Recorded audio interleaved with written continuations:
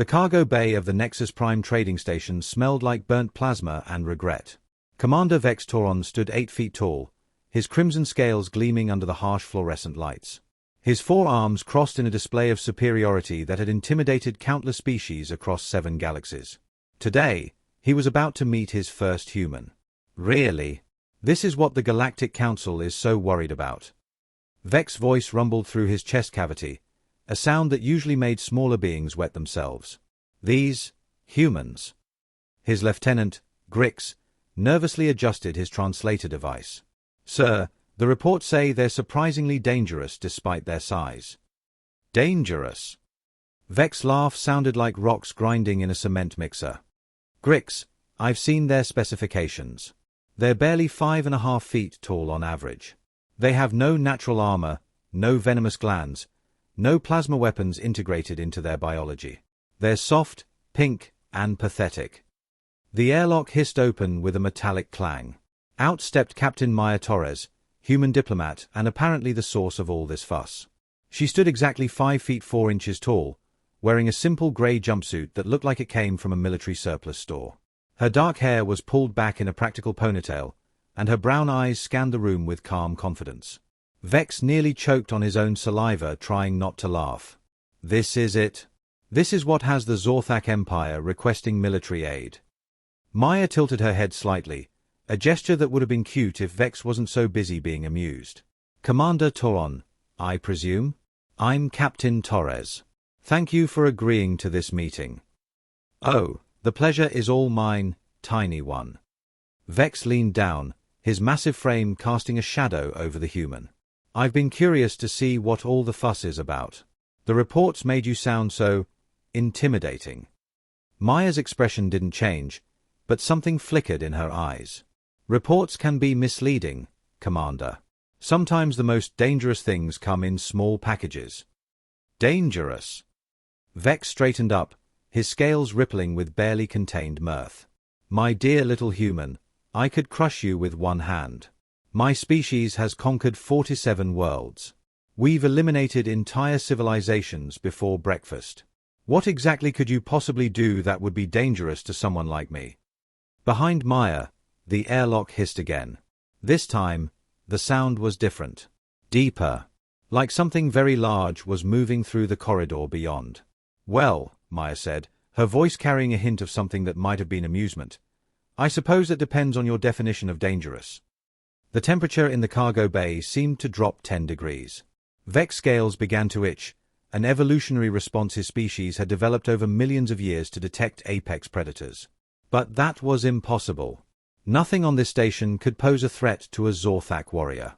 Commander, Grix whispered, his voice shaking slightly, the environmental sensors are detecting something unusual. Unusual how? Vex demanded, though his eyes never left Maya's face. The human was smiling now, and it wasn't the terrified, submissive smile he'd expected. It was the smile of someone who knew something he didn't. The bioscanner is reading something massive approaching the airlock. Something that doesn't match any known species in our database. Maya reached into her pocket and pulled out what looked like a small, colorful ball. She squeezed it once, and it made a ridiculous squeaking sound that echoed through the cargo bay. Rex, she called out cheerfully. Come here, boy. The airlock exploded outward. What emerged from the twisted metal could only be described as a nightmare made flesh. The creature stood 12 feet tall at the shoulder, its body covered in midnight black fur that seemed to absorb light. 6 eyes, each the size of dinner plates, glowed with predatory intelligence. Its mouth opened to reveal rows of teeth that could have doubled as industrial saw blades. Vex's 4 arms went numb. His scales, which had been crimson with confidence moments before, faded to a pale pink as every drop of blood drained from his extremities. The creature's scent hit him like a physical blow, triggering every possible alarm in his primitive brain. Apex predator. Apex predator. Apex predator. Good boy, Rex. Maya cooed, reaching up to scratch behind one of the creature's ears. The beast, this thing that could have torn through a battlecruiser's hull, leaned into her touch like an oversized puppy. Did you miss me? Yes, you did. Yes, you did. What? Vex's voice came out as a strangled whisper. What is that thing? Maya looked genuinely surprised by the question. This is Rex. He's my dog. Your dog. Well, technically he's a Terran shadow hound, but we just call them dogs. Rex here is actually on the smaller side for his breed. My neighbor has one that's almost 15 feet tall. Vex's legs gave out.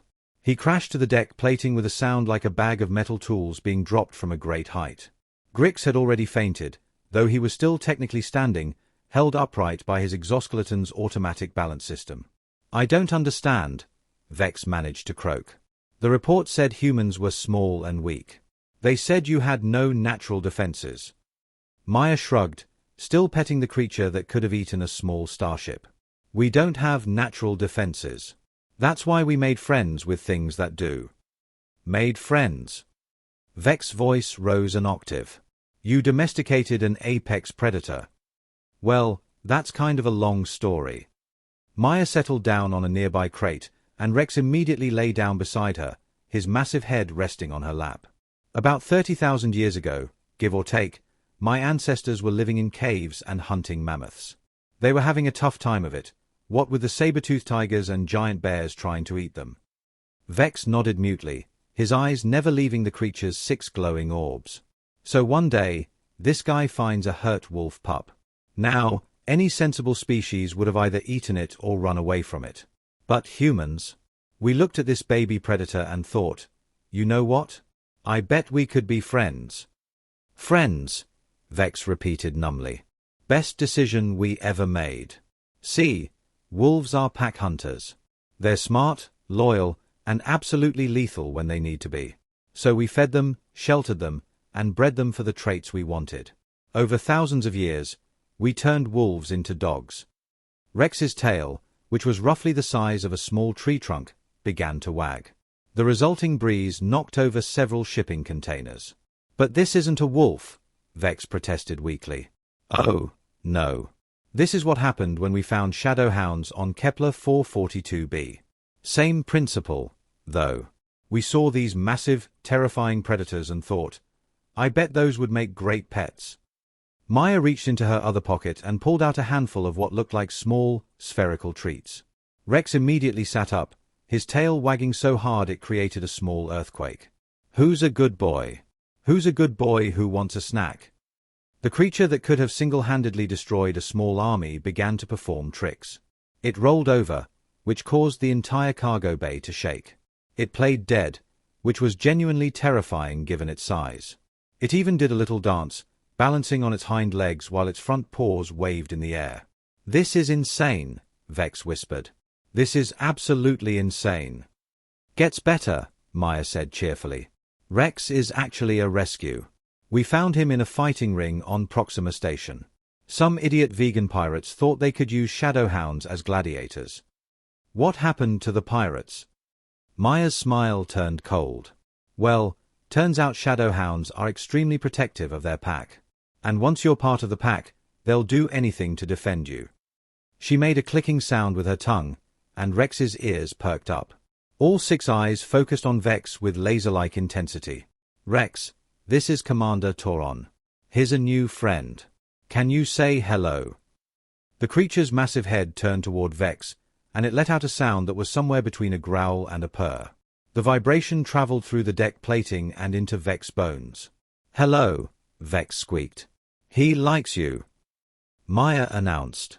Usually he's much more suspicious of strangers. You must have a trustworthy face. Vex seriously doubted that, given that his face was currently the color of old cheese and streaming with perspiration. Now, Commander, Maya continued, her voice taking on a more serious tone, I understand you wanted to discuss the terms of humanity's potential membership in the Galactic Council. Yes, membership. Vex's brain was still trying to process the fact that humans had apparently turned the galaxy's most dangerous predator into a pet.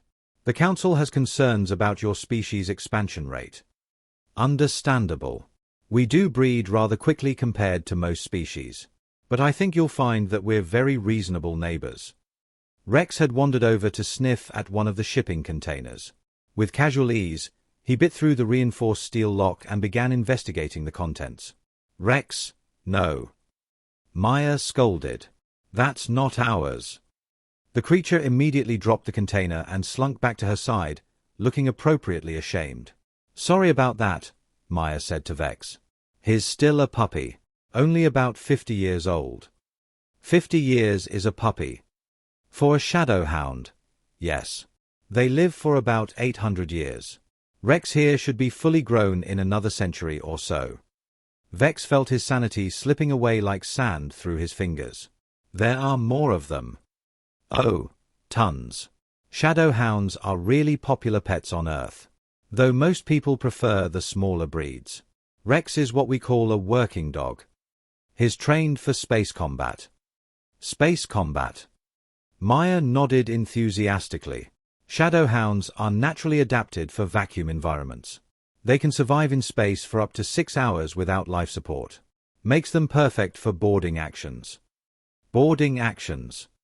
Well, sure. How else do you think a species like us manage to defend ourselves in space? We're not exactly built for zero-gravity combat. But Rex here can tear through a hull plate like tissue paper. As if to demonstrate, Rex casually scratched at the deck plating. His claws, which Vex now noticed were roughly the size of combat knives, left deep gouges in the reinforced steel. The thing is, Maya continued, we found that most conflicts can be resolved peacefully once the other party understands the situation. It's amazing how reasonable people become when they realize what they're dealing with. I can imagine, Vex managed to whisper. For instance, take the Zorthak Empire's recent expansion into the Tau Ceti system.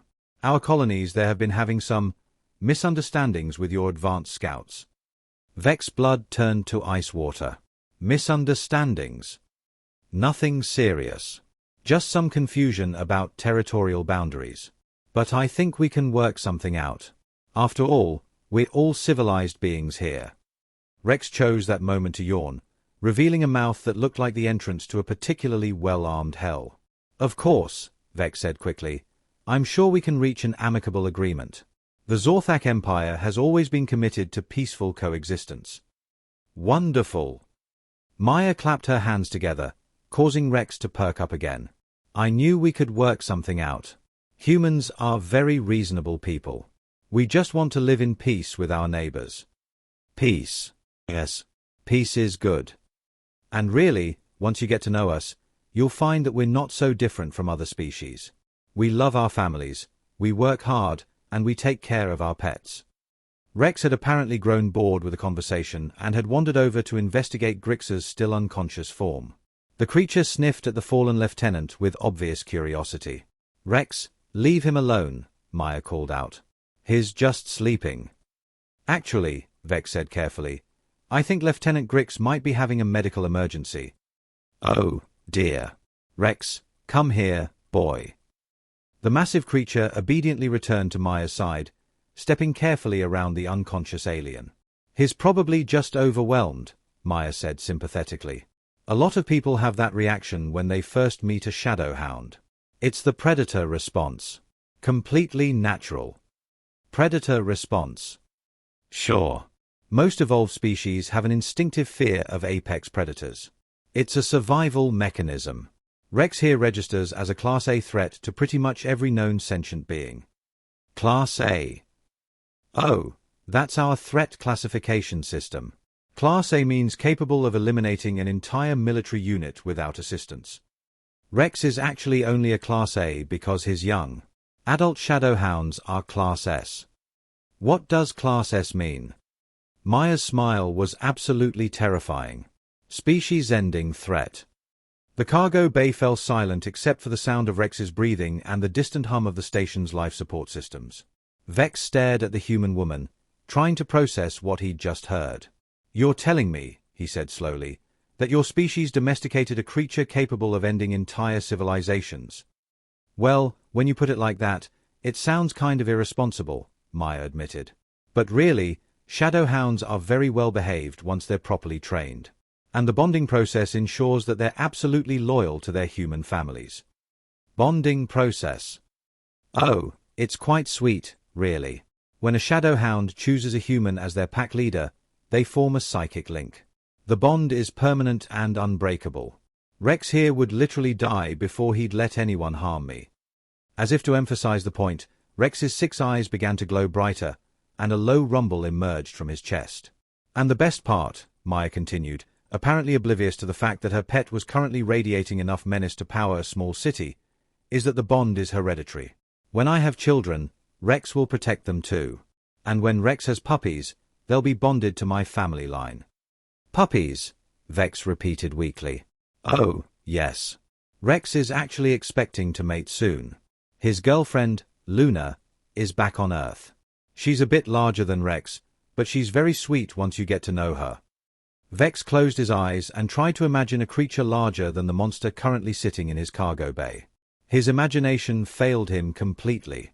Commander, Maya said gently, are you feeling all right? You look a bit pale. I'm fine, Vex lied. Just processing some new information. Well, I hope this has been educational. I know there are a lot of misconceptions about humans in the galaxy. People see our size and assume we're helpless. Yes, I can see how that would be a problem. Maya stood up, and Rex immediately rose to his feet beside her. The creature's massive frame cast a shadow over half the cargo bay.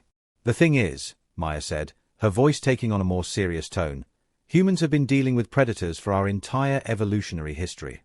We've learned that the best way to survive in a dangerous universe isn't to become more dangerous ourselves. It's to make friends with the things that are already dangerous. Rex's tail wagged again, sending vibrations through the deck plating. And once you're friends with a human, Maya continued, you're part of the pack. And the pack protects its own. She reached up to scratch Rex behind the ears, and the creature's rumbling shifted from threatening to contented. Now then, Maya said brightly, shall we discuss the terms of our mutual cooperation agreement? Vex's communication device suddenly crackled to life, filling the cargo bay with the panicked voice of Admiral Krex, Supreme Commander of the Zorthak Fleet. Tor-on. Report your status immediately.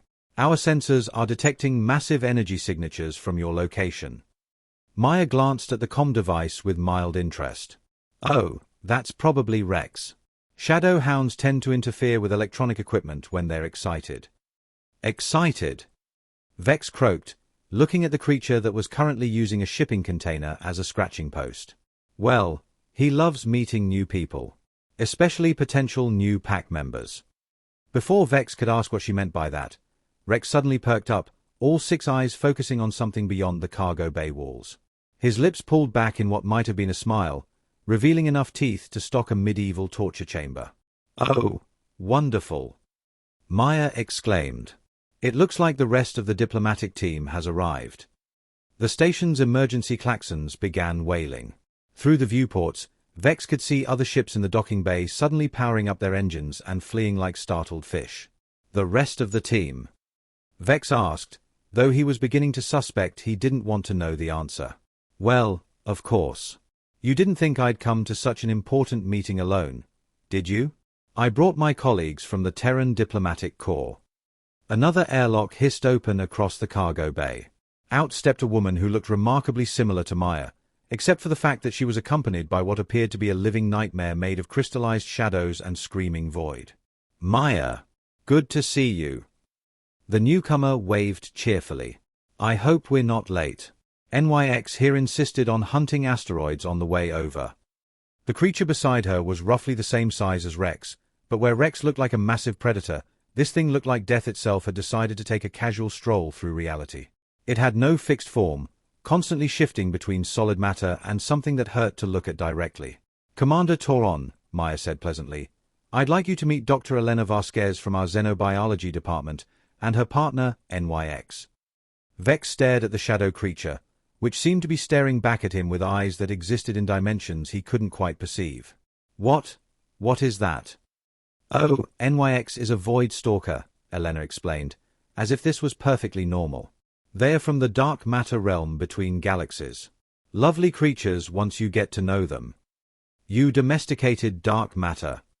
Well, domesticated is probably too strong a word. It's more of a mutual partnership. NYX gets to experience physical reality, and I get protection from hostile entities in higher dimensions. Vex's worldview cracked a little more. Higher dimensions. Oh, yes. There are all sorts of nasty things living in the spaces between normal space. Fortunately, void stalkers are their natural predators. As if to demonstrate, NYX suddenly vanished from visible reality, leaving only a vaguely humanoid hole in the air that made Vex's eyes water. NYX, don't show off, Elena scolded. You're making our new friend uncomfortable. The creature rematerialized, somehow managing to look sheepish despite being a living violation of physics. Sorry about that, Elena said to Vex. Void stalkers have a bit of a playful nature. They like to phase in and out of reality just to see people's reactions. Before Vex could respond, a third airlock opened. This time, a tall, lanky human emerged, followed by what looked like a small son that had decided to take up residence in a roughly canine shape. Sorry we're late, the man called out. Phoenix here wanted to chase a comet, and you know how she gets when she sees something bright and moving. The creature beside him was composed entirely of what appeared to be controlled plasma, shifting between brilliant yellows and deep oranges. Despite being made of superheated gas, it bounded over to the other creatures with obvious joy. Commander, Maya said, this is Dr. James Park from our Stellar Engineering Division, and his companion, Phoenix. Stellar Engineering? Vex managed to ask. Oh, yes. We figured out how to befriend living stars about 200 years ago. Turns out they're incredibly lonely and just want someone to talk to. Phoenix, apparently overhearing this, let out a sound like a solar flare set to music. The temperature in the cargo bay increased by several degrees. She says hello, James translated. She's excited to meet someone from the Zorthak Empire. She's heard good things about your species' metallurgy. Our metallurgy. Star creatures love good metalwork. Something about the way organized matter resonates with their plasma fields. Vex looked around the cargo bay, which now contained 3 humans and 3 creatures that could individually destroy small planets. His communication device was screaming with increasingly frantic messages from the Zorthak fleet. Commander Toron, Admiral Krex's voice crackled through the static. We're reading impossible energy signatures from your position. Are you under attack? No, sir, Vex replied weakly. Just diplomatic negotiations. Diplomatic negotiations don't usually register on our threat assessment scanners as extinction-level events, Commander. Maya looked concerned. Oh, dear. Are we causing problems? I should have thought about the sensor interference. It's not just interference, Vex said, staring at the 3 creatures that were now apparently playing some kind of interdimensional tag. Our computers are classifying your companions as weapons of mass destruction. Well, that's just silly, Elena said. They're pets. Admittedly very large, very dangerous pets, but pets nonetheless. Phoenix chose that moment to playfully breathe a small amount of plasma, which immediately began melting a hole in the deck plating. Phoenix, no. James scolded. Inside voice, remember? We talked about this. The star creature looked appropriately chastened and somehow managed to dim her radiance. The thing is, Maya continued, we're not here to threaten anyone. We're here to discuss peaceful coexistence. Peaceful coexistence, Vex repeated, watching as Rex and NYX began wrestling in a way that was causing localized distortions in space-time. Absolutely. Humanity has no interest in conquest or domination. We just want to be good neighbors. Good neighbors who happen to have weaponized black holes as pets. NYX isn't a weaponized black hole, Elena protested. She's a sentient dark matter entity. Completely different thing. And Phoenix isn't a weapon either, James added. She's a juvenile stellar formation. Very peaceful, actually. Peaceful, Vex said numbly. Oh, yes. Star creatures are incredibly gentle once you earn their trust.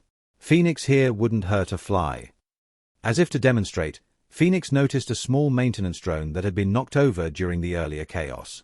With delicate precision, she used a controlled plasma tendril to gently right the device, then gave it a small energy boost to help it along. See? Helpful. Vex communication device erupted again. Commander, the energy readings are off the charts. We're detecting space-time distortions, dark matter fluctuations, and what appears to be a miniature star. That's accurate, sir. Are you being held hostage? No, sir. The humans are being very diplomatic. Diplomatic? Commander, our long-range sensors are showing human ships throughout the sector. Hundreds of them. Maya looked slightly embarrassed. Oh, yes. I probably should have mentioned that. When humans travel to important diplomatic meetings, we tend to bring escorts. Escorts? Well, sure. This is a pretty significant moment for our species. First contact with a major galactic power and all that. The Earth Defense Force wanted to make sure we made a good impression. Through the viewport, Vex could see more ships dropping out of hyperspace. Not just a few ships. Hundreds of them. And if the 3 creatures in this cargo bay were any indication, each one probably contained horrors beyond imagination. How many ships did you bring? Vex asked. Oh, just the 3rd Fleet. About 800 vessels. 800 ships. Well, we didn't want to seem unprepared. And really, most of them are just transports for the Diplomatic Corps. Diplomatic Corps. Elena nodded enthusiastically. Oh, yes. We brought specialists from all over human space. Experts in interspecies communication, cultural exchange, that sort of thing. And their companions. Well, naturally. You can't expect a human to travel without their partner. That would be cruel. Vex did some quick mental math. 800 ships. If each one contained even one creature like the ones in this cargo bay, humanity had just brought enough firepower to sterilize half the galaxy. Commander, Maya said gently, I can see that you're concerned, but I want to assure you that we come in peace. Humans have learned that violence is rarely the answer to complex problems. Because you don't need violence when you have living weapons of mass destruction as pets. Because we've learned that friendship is more powerful than fear, Maya corrected. These creatures don't follow us because we dominate them. They follow us because we love them. Rex, overhearing his name, bounded over and began nuzzling Maya's hand with his massive head. The gesture was so obviously affectionate that it would have been adorable if the creature wasn't roughly the size of a small building. The thing is, Maya continued, when you show genuine care and respect for other beings, they tend to respond in kind. Rex here didn't become my partner because I forced him to. He chose to bond with me because I showed him kindness when he needed it most. And now he would die for you. Just as I would die for him. That's what family means. Vex's communication device crackled again. Commander, we're receiving a transmission from the human fleet. They're requesting permission to dock additional vessels. Additional vessels. Maya looked apologetic. Oh, that's probably the cultural exchange program. We brought some of our artists and musicians. They're excited to share human culture with other species. How many more ships? Just another 400 or so. Nothing major. Through the viewport, Vex could see the Zorthak fleet beginning to slowly back away from the station. Apparently, Admiral Krex had decided that discretion was the better part of valor. Commander, Maya said, her voice taking on a more serious tone, I think there might be some misunderstanding here. We're not here to intimidate anyone. We're here to discuss cooperation. Cooperation? Absolutely. Humanity has a lot to offer the galactic community. We're excellent at problem solving, we're natural innovators, and we're very good at making friends. Friends with universe-ending monsters. Friends with everyone, Maya corrected. That's kind of our thing. Elena stepped forward, somehow managing to look diplomatic despite being accompanied by a living void. Commander, I think what Maya is trying to say is that humans approach relationships differently than most species. We don't see power as something to be feared. We see it as something to be shared. Shared. Well, of course. Take NYX here. She's incredibly powerful, but she's also incredibly lonely. Void Stalkers spend most of their existence in empty space between galaxies. When I offered her friendship and companionship, she was overjoyed. NYX somehow managed to nod, despite not having a clearly defined head. And Phoenix, James added, was just a random stellar formation when I first met her. She was drifting through space, slowly burning out. I gave her purpose, direction, and most importantly, friendship. Now she's one of the happiest beings in the galaxy. Phoenix pulsed with warm light, apparently agreeing with this assessment. The point is, Maya said, humans don't see these creatures as weapons. We see them as family. And family protects family. But surely you understand how this looks to other species. Oh, absolutely. I'm sure it's quite intimidating. But that's exactly why we wanted to have this meeting. We want to show the galaxy that humans are reasonable people who can be trusted. Vex looked around the cargo bay. Rex was now playing some kind of game with Phoenix that involved catching plasma bolts in his mouth.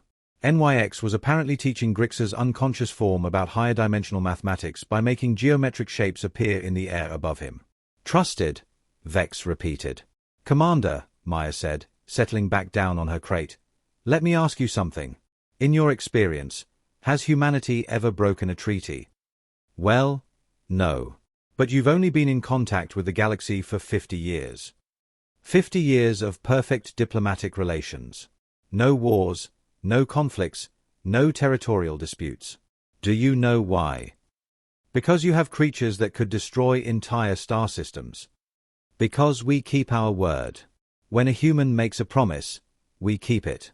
When we say we come in peace, we mean it. And when we offer friendship, it's genuine. Rex had apparently grown tired of his game and had wandered over to investigate some of the cargo containers. With surprising gentleness, he began carefully moving them around, apparently trying to organize them by size. He's very helpful, Maya noted proudly. Shadow hounds love having tasks to accomplish.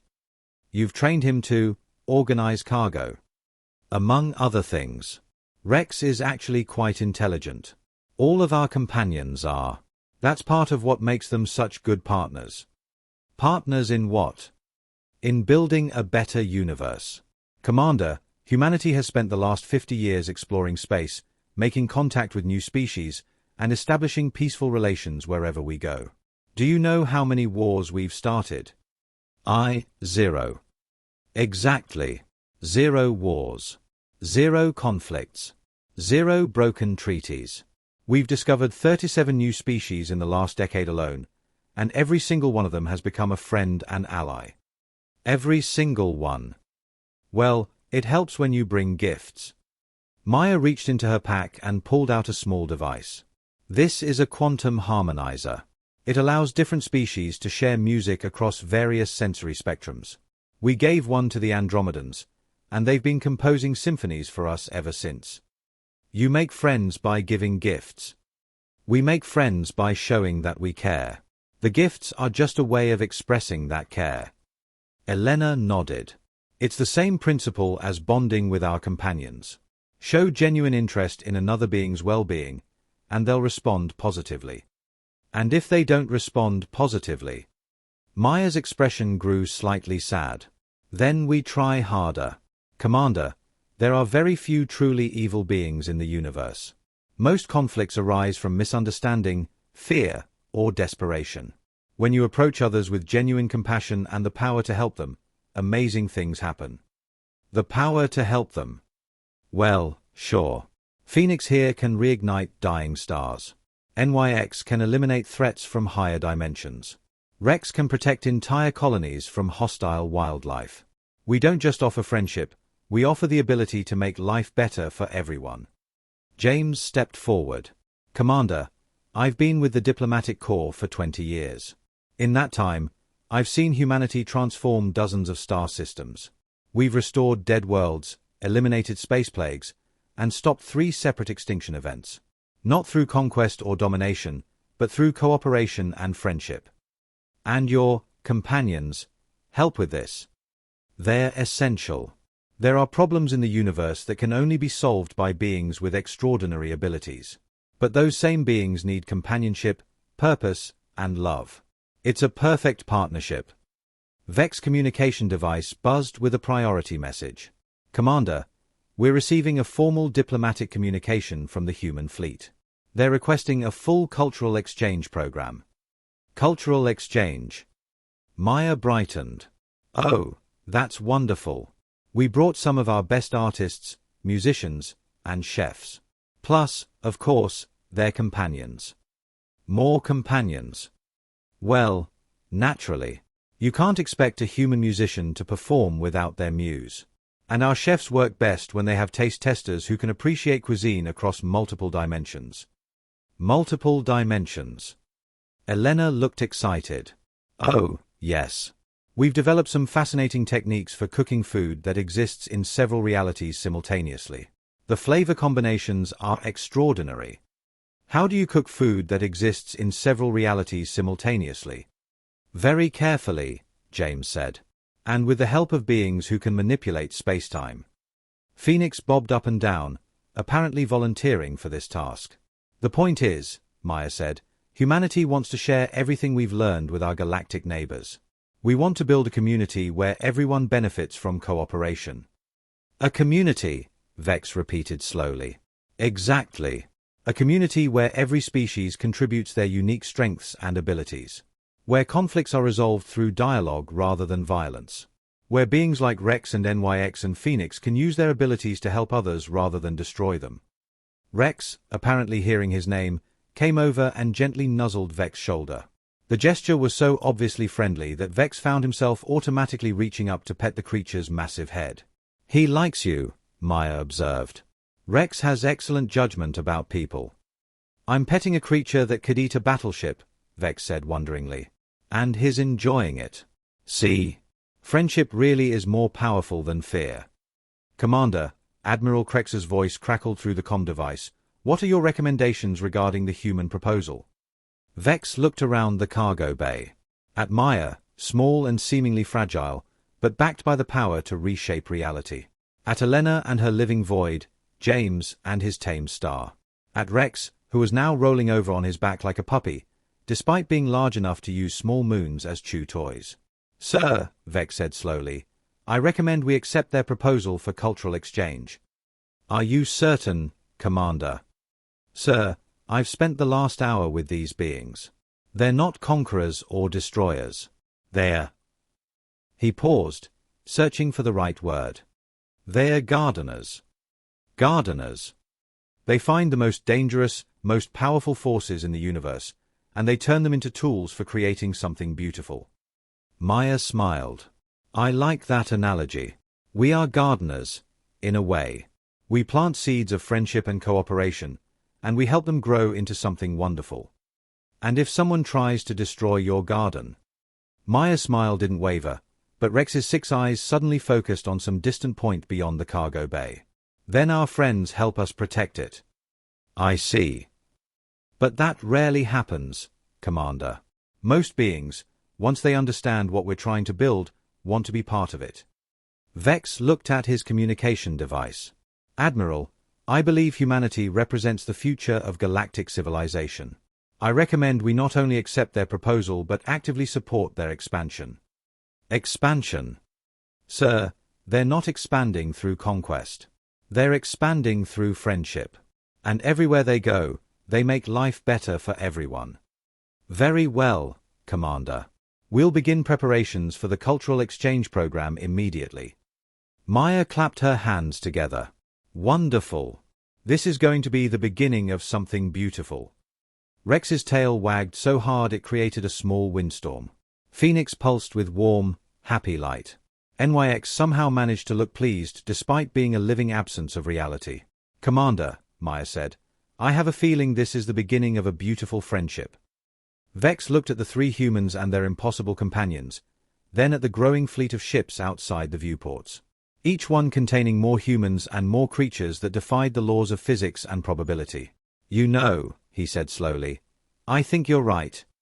And as the Zorthak fleet began moving to escort the human vessels to their new home ports, Vex couldn't help but smile. The galaxy was about to become a much more interesting place.